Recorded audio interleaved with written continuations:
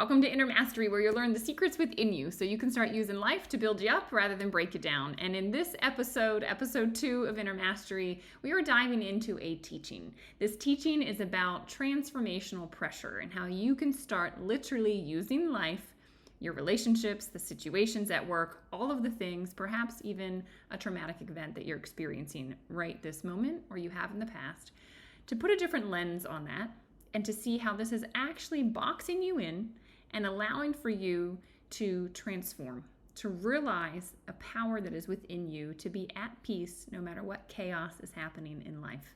I hope you enjoyed this episode. As always, if you have not already, please give this a review, 5 stars on whatever platform that you're watching this on or listening to it on. And if you're over there on YouTube, be sure to comment, ask anything you'd like. It is me here behind the scenes, and I always enjoy hearing from you.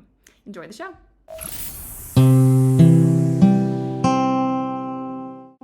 Hey there, beautiful souls. Welcome back to Inner Mastery. Today, I wanted to talk about transformational pressure. You know, the concept of post-traumatic growth is really allowing the trauma that you've been through, the intense life experiences, to be able to transmute them, to allow them to propel you into a stronger version of yourself, a version of you that you didn't even know could exist and that was in there. And in order to do that, though, you go through intense pressure. Sometimes it's just, a physical intensity, but most of the time we're talking about mental, psychic pressure. And this is the space where life has really boxed you in and you are going to be forced to transform. And, they always say, right, that the antidote is in the obstacle, right? The obstacle is the way. Like, what does that mean? So I want to kind of demystify that today and talk through, I'll be referencing a lot of ancient wisdom, specifically like yogic philosophy. I think that the yogis they spent their lives contemplating how to master the mind and how to utilize life for transformation and to help you become the best version of you. So I think that they've really hit the nail on the head. There's a lot of truth out there. It's all kind of getting at the same core, but I kind of tend to come into it from that avenue because it just makes sense and it's very practical. So I think about this in yoga has become very popular, but I would say what is popular is not actually yoga. So whatever you think of that word, just throw it out of your mind right now, because it's not what I'm talking about. You can go to the gym and do a bunch of stretching and you're not practicing yoga. Yoga, like a yoga pose, for example, it's supposed to be a transformational pose. It's supposed to box you in. Okay, why? Because they give you a certain form. They're telling you to hold it for a certain amount of time. And the reason is because you will find yourself bumping up against your mind. Your mind will start to go, man, how much longer do I have to hold this? Or, oh, what else do I have to do today? Or this is getting uncomfortable. I don't want to do this any longer. It's called an edge, a mental edge. And what the pose is meant to do is to help you drop away from the mind, to realize, hey, my thoughts only have power when I give them energy, when I pay attention to them. And so the idea in a yoga pose is actually to use it to find that edge where your mind is jumping in, it's getting really chatty, and you say, I'm not going there. Let me relax back. Let me take a few deep breaths. Why do we do that? To come back to the space beyond the thoughts, to drop into the stillness, to go to the quiet that's behind it. Because when you're in the mind and you're resisting the moment, you're causing a lot of undue stress. And the idea is, if you can do that on the mat, right? That's practice for life. It's like, going to the mental gym, okay? You're creating a muscle that's going to get stronger so that when life shows up in a way that you find all the chatter, it shouldn't be this way, it could have been different. Why is this person doing that? Why am I late? Why is there a red light? Why is this person going so slow in front of me? You recognize that mental chatter, you recognize this resistance, and you drop back. All right? Because the moment that you get reactive, defensive to life, it's like you are taking all of your life force and you're going to be creating more stress in your body. You're going to create more dis-ease in your body, and it's just not going to be a fun life experience. But if you can use those moments and go, no, we're not going down this path. I'm going to be at peace amidst whatever's going on. All right, this is what we're trying to do. This is the muscle we're trying to increase. And I think It's interesting. A lot of these sort of spiritual principles, I think, fall flat because people don't understand how to actually apply them in life. And that's what I want to help you understand. So, some people will take this and they say, all right, well, if I'm just supposed to, like, the concept is don't resist what's here, right? Life is just happening. Life is neutral. Life is just unfolding. Whatever has unfolded, whatever external events are happening, they're here in this moment. Like, to resist them is just silly. Okay? Because you can't change the fact. Mental resistance just causes your own internal stress. Are you following me? So what we're saying is accept what's here, just as is. Not saying you agree with it, you condone it, it should be that way, it couldn't be different a moment from now. Just in the moment, as it's arising, whatever's here is here. And so what we need to do is say, okay, once I accept this, now how can I react? How can I have a action that is deliberate, right? Versus just this unconscious, boom, reaction to an event. It's okay, I want to be conscious and choose that, right? That mental chatter that comes up, the da-da-da, shouldn't be this way, what the heck, it's not fair, da-da-da-da-da. We want to get through that and go, okay, well, it is. And it's not personal, and I'm not a victim, and life's not out to get me. It's just the plane is delayed. All right? It's not because, this always happens to me, and my plans are always delayed, and I'm going to miss this, and I've lost my opportunity, and blah, blah, blah. No, it's just like the plane has been delayed, and it's not for you, it's not against you, it just is. And so now, how can we take a step to address the situation without all of the internal stress? You following? It's like, you can get upset and be crying to the attendant and say, I need another flight, this isn't fair, whatever. Or you can go, okay, this is what's happened. Is it all right if I just wait here for a few more hours? What could I get done in this time? Or you know what? Maybe I just need to book a flight on another airline and get out of here faster. But you can do it from a space of calm, all right? Now, accepting life doesn't mean you're going to be a doormat. And I think these are like pitfalls where people think, oh, well, I'm just accepting everything and everything's okay. And then people take advantage of them. Or they don't want to accept because they think people will take advantage. That's not what we're talking about, right? Like, you can accept what is and then have the strength and confidence to address the moment, but not with the internal stress, okay? Accepting doesn't mean you're condoning what's happening, right? I was hit by a drunk driver. I eventually got to a space where I was able to accept that had happened, right? I stopped saying, I'm a victim, it's not fair, this shouldn't have happened to me, blah, blah, blah, blah, blah. Like, as right as those comments might have been, the fact was it already happened, and I had a traumatic brain injury because of it. Like, you can't change those facts, right? It was what it was, but for a year I resisted it. And then finally I was like, all of this inner resistance to this situation is literally making me miserable and depressed and anxious. And why? I can't control the fact that happened. I don't condone that it happened. I don't think people should be driving intoxicated and jeopardizing other people's lives. I don't approve of that at all. But it doesn't change the fact that it happened. And so I had this moment where this exercise of acceptance, I just went, okay, it is what it is. Now what can I do from here? How can I find happiness from here? What is available to me now, given the situation that is in front of me? All right, so it doesn't mean you're condoning, it just means you're not creating inner resistance and suffering internally, as well as having to deal with the external. You with me? All right, so life is gonna box you in, all right? And yoga is just a beautiful practice to help you to withstand this transformational pressure, right? So this tendency of the mind to resist a situation, to want it to be different, to divide you from the moment, this will happen over and over and over again. The mind just does this. And so if we can start to use life, and this is why, I think the yogis were so brilliant, because they created yoga poses and said, okay, hold this pose. Yeah, just hold your pose. So put your hands above your head, right? And just hold this pose. Can you hold it for a minute? 2, 3, 5, 10, 15. Can you? You physically can. Unless you hurt your shoulder. All right, but you're gonna meet the mind, okay? You're gonna meet the resistance. You're gonna see the tendency to divide yourself from the situation and totally lose relaxation, totally lose the peace that's possible. And so what we're always trying to do is just relax with what is, step back from the mind, step back from the chatter, move into that peaceful backdrop that's always there. This is a life mastery skill because life is going to trigger you. Life is going to box you in, all right? Your in-laws are going to drop in unannounced. Your boss is going to request that you do something that you don't want to do. Your siblings, right, are going to push you. Whatever it is, right, you're going to find yourself in situations where you're being faced with discomfort, an internal reaction that's like, oof.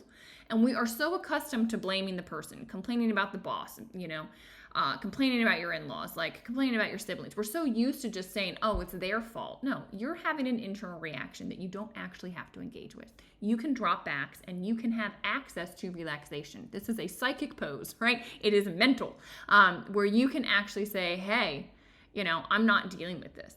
And I would say, it can be, I use like the in-laws and the boss, and like maybe that's like going to the gym and trying to lift a 200-pound weight. Like maybe that's too much, but start with the little things. Like you're in traffic, you're stuck at a light, all right?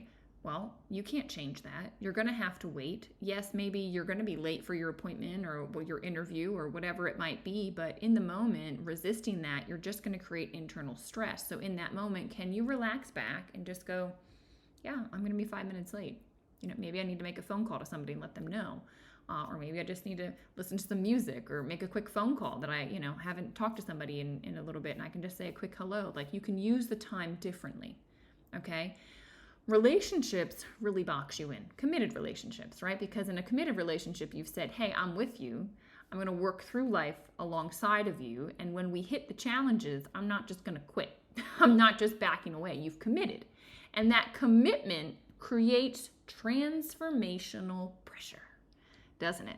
All right, it brings up the fire because reactions will happen. There is the people around us the most push our buttons the most, right? They cause all these triggers to happen. That's the transformational pressure we're talking about. These are the opportunities that life is presenting for you to work with your edges and then expand your capacity, right? In a physical pose, right, maybe there's some weakness or some tightness or a little bit of discomfort that starts to come up, and you go, okay, can I relax with that? Can I relax with that? And eventually, you might be beyond your edge. You have to come out. The same is true in relationships, in life, this mental edge that you're going to start to hit, this mental resistance that comes up, the impatience, the judgments, the comparison, the dialogue, the anxiety, the fears, the da-da-da-da-da that pops up. Well, where are they? How come they're late? Why didn't they answer to my text message? I wonder if they're with somebody else. Who would they be with? Da-da-da-da-da, right? All of that stuff is what I'm talking about. When these reactions come, this is your opportunity for practice. All right. And if you are committed to this, to facing these things and not running from them and not just going and, having a drink and numbing yourself out and not listening to the chatter. No, I'm talking about relaxing with that in the midst of it, dropping back and going, you know what? There is a space of peace behind all of this mental chatter. I don't actually have to give my focus and my energy to that thought. I can let the thought pass by. I cannot engage it. That's possible. It's available to you. And now many of you watching this, I'm sure life has presented massive challenges for you. All right. And this is where I believe trauma is one of the most beautiful things that can happen to someone because it creates a very powerful box. It's one that you can't get out of, right? A relationship, you could quit the relationship, right? You could avoid it. But when you have a trauma in front of you where you've lost a loved one, maybe you've lost your health, you've lost your job, you've gone through a natural disaster, there's something that's unshakable that you can't just avoid. It is present right in front of you. You're in a box. That is transformational pressure. That is something that is going to allow you, if you let it, it's not going to break you. It will actually show you your capacity to handle those things, right? Everything in life is, I believe, these little things in life are like the 2-pound weights at the gym where we can lift them and get a little bit stronger, a little bit stronger. Okay, my kid's having a tantrum right now. Can I just relax with it? Somebody forgot to do their dishes. I'm needing to now do their dishes. Can I just relax with it and enjoy the warm water and the soap and blah, blah, blah, like in the bubbles, right? Rather than, oh, nobody ever does anything. I'm always the one doing everything, right? Can I just slowly start to relax what is? But when you're faced with these mega life events, you will have to look at yourself in the mirror and you're going to have a moment like I did. It took me a year to get there where I just went, man, my thoughts are not helpful. And I can actually choose to not engage them. I am more than my thoughts. I can create space. I can disidentify. I can find the peace within myself. I can integrate back with that peace, no matter what chaos is happening in my life. Nobody can take your inner peace, ever. And the faster you learn that, you will start to see that the power is within you. When you master this, this is inner mastery. This is why I call this inner mastery, because you are learning to master the space inside of you to realize, hey, even when that thought comes, usually I engage and I react to it, but now I'm going to let it pass by. I'm going to choose stillness. I'm going to choose peace. It doesn't mean I condone what's out here. It doesn't mean I'm okay with what's happening to me. It doesn't mean I'm all right with the abuse that occurred. No. What I'm saying is, you take back your power. This is where you have power, in your internal response. This is where your power lies. And this is where people get it all wrong, right? The victim mentality, this, that, and the other. Take back your power and just say, I am going to decide. I'm writing my story. I'm going to decide how I'm going to be with this.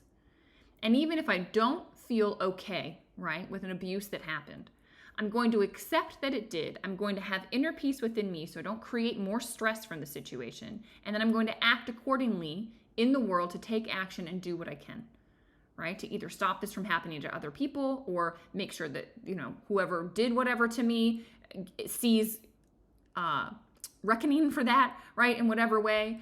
And there are actions you can take, right? If you need to file a police report, whatever it might be, this is what I'm talking about. But this is like what the Buddha talks about, okay? The difference between pain versus suffering. Pain is unavoidable, right? Someone asked the Buddha once, like, what's the difference between how an enlightened person experiences pain and how the average person does? And the Buddha said the enlightened person experienced one arrow, whereas everyone else experiences two. The enlightened person experiences the pain of the event, which is unavoidable.